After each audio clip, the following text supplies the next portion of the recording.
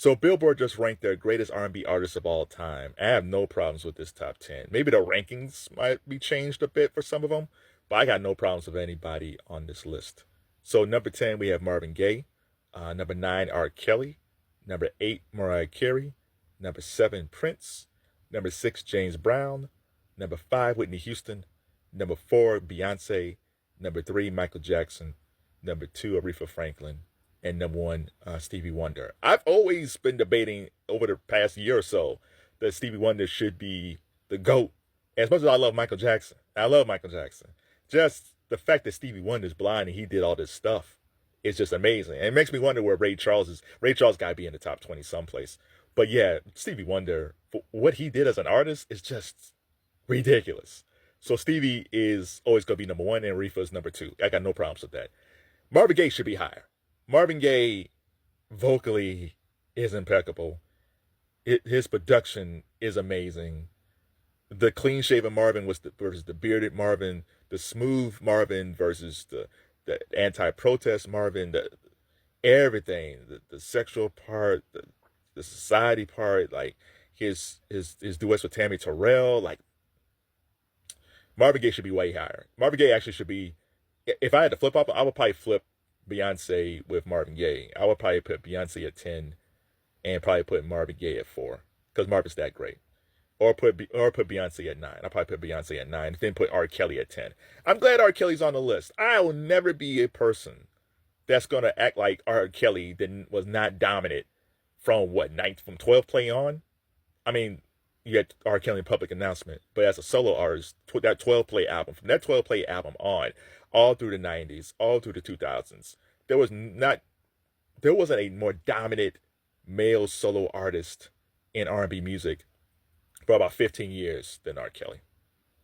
I'm sorry listen, all the personal stuff, that's why he's in prison. But I've always separated the personal life of R. Kelly with the artist of R. Kelly. And you will never get me to act like, oh yeah, I never listened to R. Kelly. BS. Everybody listen to R. Kelly. His songs are great. He just did bad stuff. So definitely R. Kelly belonged in this top 10. Mariah Carey, I'm glad Mariah Carey's on this list because I don't think Mariah Carey ever gets her due. Mariah Carey is great, man. And in fact, there's no way to me that Beyonce should be higher than Mariah Carey. Beyonce is not a better singer than Mariah Carey. Mariah Carey at her peak was a 5-octave singer. There's nothing. And I like Beyonce. I like Beyonce a lot. But there's never been vocally, I can look at Beyonce like, oh yeah, she's on par with Mariah Carey. It's like, no. So Mariah Carey's a better singer.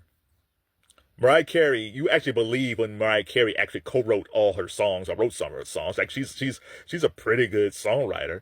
You know, sometimes it was always questionable if Beyonce just kind of added her name on something. So no. Now, if you're talking about just performance-wise, if you're just about performing and dancing and all that stuff, it's clearly Beyonce. But if you talk about raw singing, it's like, no. Like, Mariah Carey's better than Beyonce. Does Beyonce belong in the top 10? Absolutely. But do I think she's better overall than Mariah Carey? No. So I would move Mariah Carey up. Prince is great. Like, Prince, you could put him anywhere on the list, but number 7 is fine.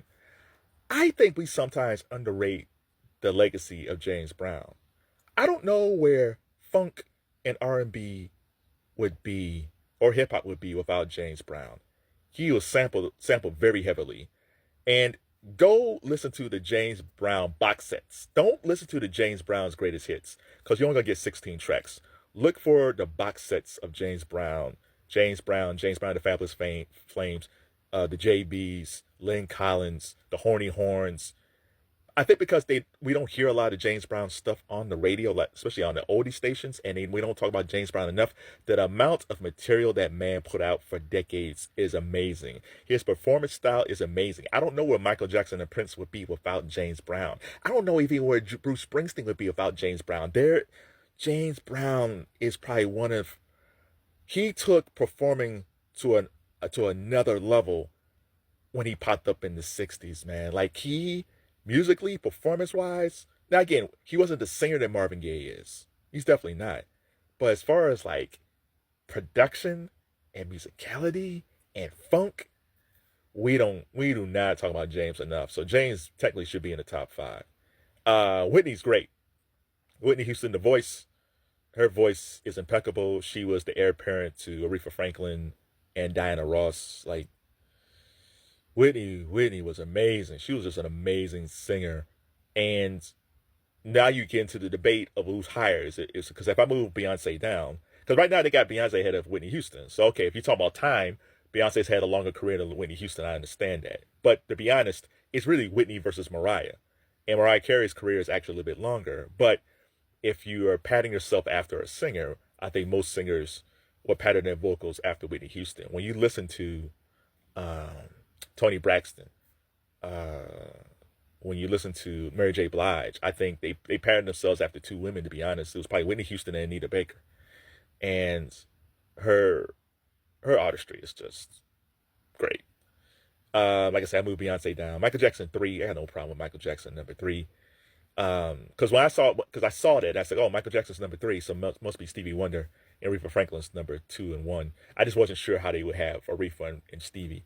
They have Aretha number 2, got no problem with that. Like she is the queen of soul. Her vocals is just raw gospel influence. Um, I think because we don't hear a lot of her older stuff on the radio anymore because it's so long ago. Do yourself a favor, just go down the rabbit hole and just listen to Aretha Franklin's songs and listen to her artistry as a vocalist. She didn't strain as a vocalist. She wasn't trying to push out notes. Like you felt everything that she's saying.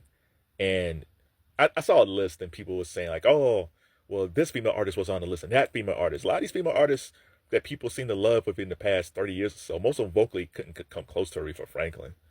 Like Aretha Franklin's vocals is just amazing. Like even Whitney Houston and Mariah Carey would never say they're better singers than Aretha Franklin. And they're great. And they say, nope, I'm not better than her. We're chasing her. And once again, Stevie Wonder is number 1. Stevie Wonder is the GOAT. You can't make the fact that you have him as little Stevie Wonder, and he was a kid, a blind kid playing a harmonica, and he became this legendary classic artist that played drums, played keyboards, wrote his own songs, scored his own songs, had visions of the concepts of what these songs would be, what these albums would be, is simply amazing. The fact that we don't have like documentaries of Stevie Wonder is just weird. Like you would think that there'd be tons and tons of books about Stevie Wonder. There'd be tons and tons about of biographies about Stevie Wonder. There'd be documentaries about Stevie Wonder, docuseries about Stevie Wonder. I don't know. Like after Ray, you would think that maybe Stevie Wonder might be next when it came on after did Jamie Foxx won the Oscar. But we don't. We to be honest, even with me, we really don't understand how great Stevie Wonder is and his backstory. Like, did y'all know? Like, he almost died. Like before he made "Songs in the Key of Life," he was in a car accident. Like that, we might not have gotten that album. It was a bad car accident to what he almost could have died. Like, there's so many, and maybe the dude is just really private because he got a bunch of kids, so maybe he just don't want his private stuff out there. But if we just focus on how he put his music together, if there was just a documentary on just how he put each album together, Innovations, Talking Books, Songs in the Key of Life, if it's just that, if we just had a documentary on Songs in the Key of Life alone, I think that would be enough to make people happy. So when you look at this top 10, what do you think? Is there anybody missing that could have been in the top 10? Um, who do you don't think belongs in the top 10? I'm telling you right now, there's not one person I'm not arguing that shouldn't be in the top 10. Even though I got Beyonce at 10, I'm not going to disagree that she hasn't been a legendary person over the past 25 years or so. So I'm totally fine with her being in the top 10. I just don't agree that she's a top 5 artist, giving the talent. Because you're saying that Beyonce's better than Prince. I don't even have Prince in my top 5, but there's no way Beyonce's better than Prince. I love Babe, but come on. So what do you think about this top 10? What do you think of the rankings? And is there something that somebody who didn't make the top 10, could be Diana Ross, Isaac Hayes, Barry White, like who didn't make the top 10 that should have made the top 10?